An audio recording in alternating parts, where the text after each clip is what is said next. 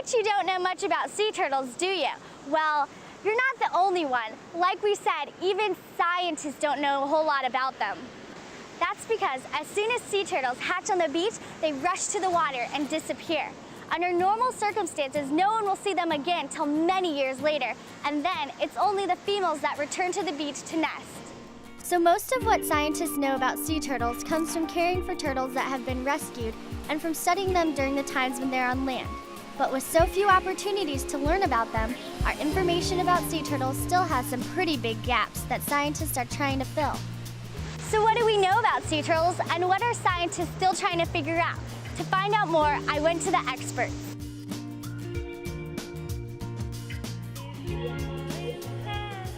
The first expert I talked to was Jim Kinsler, aquarium supervisor at SeaWorld Orlando, who took me to see the turtles in their habitat. When I asked what he could tell me about sea turtles, he started with their history. Jim told me that sea turtles are reptiles of the order Testudines, which includes all tortoises and turtles, both land and sea. It seems sea turtles have been around for a really long time, and some of the ancient ones were pretty big. The fossil record dates back to 208 to 144 million years ago.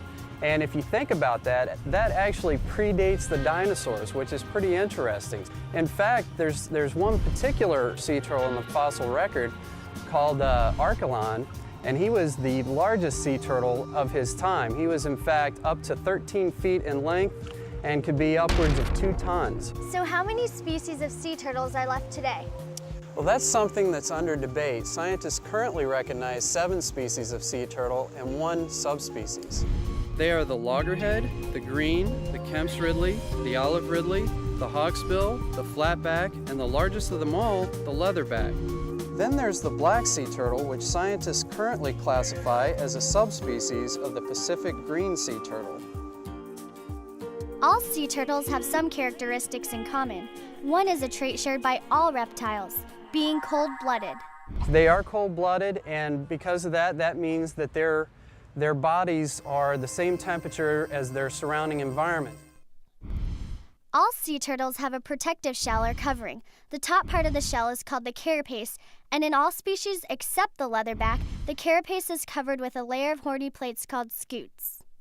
The leatherback is different. It's covered with a thick, oil-infused skin, and its carapace is mostly cartilage that raises in long ridges down its back. But I was wondering, do sea turtles have special adaptations for living their entire lives in the water? In particular, they have very large, strong front flippers that they're able to move themselves through the water quite effectively. If you look at them from the side, they have a low profile, so there's no resistance moving through the water. They're able to slide right through. Most people think that the sea turtles can retract their flippers in their head much like a freshwater turtle can. In fact, that's not true. If they were able to retract, that would create areas on their body that would slow them down. I've never seen a sea turtle in the wild. Where do they live?